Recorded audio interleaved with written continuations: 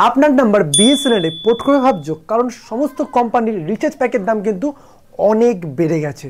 তো এখন অবধি কিন্তু একমাত্র কোম্পানি বিএসএনএল, যার রিচার্জের প্যাক কিন্তু অনেকটাই সস্তা। বাট বিএসএনএল এ পোর্ট করার আগে কিন্তু আজকে ভিডিওটা অবশ্যই মন দিয়ে দেখো যে বিএসএনএল এর পোর্ট করলে তোমরা কি কি অসুবিধা ফেস করতে পারো। অন্যের কথা শুনে কিন্তু ভুলেও বিএসএনএল এ পোর্ট করার কথাগুলো শুনে নাও আমার। আশা করি তোমাদের অনেকটা হেল্প হবে। কারা বিএসএনএল এ পোর্ট করবে আর কারা করবে না সেটা তোমাদেরকে পুরোটা আমি বুঝিয়ে বলবো। জুলাইয়ের 3 তারিখ থেকে জিওর সমস্ত রিচার্জের প্যাকের দাম কিন্তু প্রায় 15% থেকে 26% অবধি কিন্তু রিচার্জ দাম বেড়ে গেছে। বাট এটা জেনে রাখো, এখন অবধি প্রাইভেট কোম্পানির মধ্যে একমাত্র জিও, যার রিচার্জের প্যাকের দাম এয়ারটেল, ভোডাফোনের থেকে কিন্তু অনেকটাই সস্তা। আর আমার এখানে আনলিমিটেড 5G পাচ্ছি অনেকটা কম দামে, আর সব থেকে ভালো নেটওয়ার্ক সমস্ত কিছু পাচ্ছি। বাট একমাত্র বিএসএনএল, যার কিন্তু রিচার্জের প্যাক এই বাদবাকি সমস্ত কোম্পানির থেকে কিন্তু অনেকটাই সস্তা, এর জন্য কিন্তু আমরা সবাই বিএসএনএল এ পোর্ট করছি। দেখো, লোকের কথা শুনে বিএসএনএল এ পোর্ট করার আগে শুনে রাখো যে বিএসএনএল এর নেটওয়ার্ক কি সঠিক। আমরা কেন পোর্ট, শুধুমাত্র সস্তা নেটওয়ার্কের জন্য? ধরো আমি নেটওয়ার্কে পোর্ট করে নিলাম, বাট আমি নেটওয়ার্কই পাচ্ছি না, তাহলে আমরা বিএসএনএল নেওয়ার লাভটা কি রইল? যেখানে 2016 সালে জিও তাদের প্রথম 4G লঞ্চ করে, আজ 2024 সালে দাঁড়িয়েও বিএসএনএল কিন্তু 4G লঞ্চ হয়নি। ইয়েস, এখন অবধি আমি যেখান থেকে ভিডিও করছি, আমার যে শহর, এখানে কিন্তু 2G ঠিক মতন চলে না, 3G তো দূরের বিষয়। মানে বিএসএনএল এর ইন্টারনেটের অবস্থা এতটাই খারাপ, কোনো জায়গায় 3G ঠিকঠাক ধরে, আর বেশিরভাগ অংশে কিন্তু 2G চলছে। আজকালকার দিনে কিন্তু ইন্টারনেট ছাড়া কিচ্ছু হয় না, মানে কোনো কিছু খুলতে গেলে কিন্তু ইন্টারনেটের প্রয়োজন হয়। আর যদি ইন্টারনেট অফ থাকে তাহলে শুধু ফোনে হ্যালো টু হ্যালো, এছাড়া আর কোনো কাজ নেই।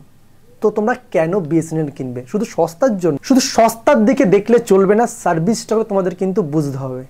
যে কোম্পানি অন্য সমস্ত বেসরকারি কোম্পানিকে 5G 4G স্পেকট্রাম বেচছে, বিএসএনএল, সে বিএসএনএল সরকারি কোম্পানি আজ অব্দি নিজেদের নেটওয়ার্কে 4G 5G লঞ্চ করতে পারছে না। কেন? বাট বিএসএনএল কিন্তু প্রচুর নেটওয়ার্ক রয়েছে, সেই সমস্ত নেটওয়ার্কগুলোকে ভায়া হিসাবে কাজে লাগাচ্ছে অন্য সমস্ত কোম্পানি, বাট বিএসএনএল কিন্তু কাজে লাগাচ্ছে না। তো বিএসএনএল এ পোর্ট করার আগে তোমাদের ভাবতে হবে যে যদি তোমাদের আশেপাশে বিএসএনএল নেটওয়ার্ক ঠিকঠাক ধরছে তাহলে তোমরা বিএসএনএল এ পোর্ট করতে পারো, বাট এছাড়া কিন্তু বিএসএনএল এ পোর্ট করো না। আর যারা শুধুমাত্র হ্যালো টু হ্যালোর জন্য ফোন ব্যবহার করে, তারা বিএসএনএল এ পোর্ট করতে পারো, কারণ কলিং ফিচার্সের জন্য কিন্তু এখনও বিএসএনএল এ অনেক সস্তার প্যাক রয়েছে, যেগুলো অন্য সমস্ত বেসরকারি কোম্পানি কিন্তু নেই, যেগুলো মিনিমাম রিচার্জ 150 টাকা অন্য সব কোম্পানিতে, যেখানে বিএসএনএল এ এখনও 99 কিন্তু প্যাক রয়েছে, তার নিচেও অনেক প্যাক রয়েছে যেটা ভয়েস কলের জন্য।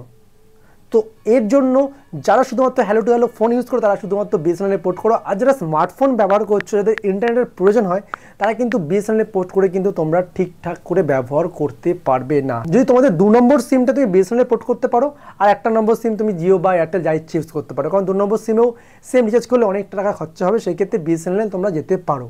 বাট বিএসএনএল এর উপর বেস করে কিন্তু তুমি ফোন ব্যবহার করতে পারবে না। ইভেন কিন্তু বিএসএনএল এর কলিং ফিচার্সও কিন্তু সমস্ত লোকেশনে কিন্তু ঠিকঠাক কাজ করে না, ঠিকমতো কথাও শোনা যায় না, ঠিকমতো টাওয়ারও আসে না।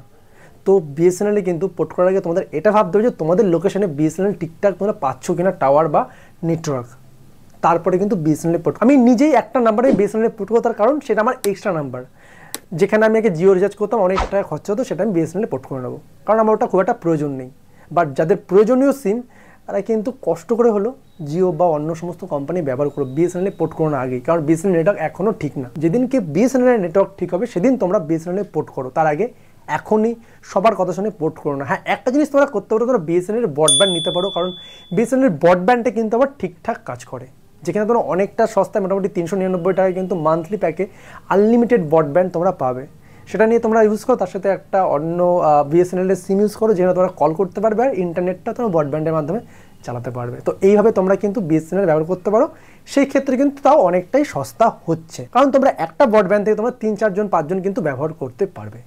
তো তোমরা বুঝতে পারলে যে বিএসএনএল এ পোর্ট করলে কী কী প্রবলেম হতে পারে। তো সাবধান, বিএসএনএল এর সবার কথা শুনে পোর্ট করো না। যদি ভিডিওটা দেখে একটু হলে অবশ্যই সবাইকে শেয়ার করো, লাইক, কমেন্ট, শেয়ার, সাবস্ক্রাইব। দেখা হচ্ছে তোমাদের ভিডিওর সাথে, আজকের মতো থ্যাংক ইউ।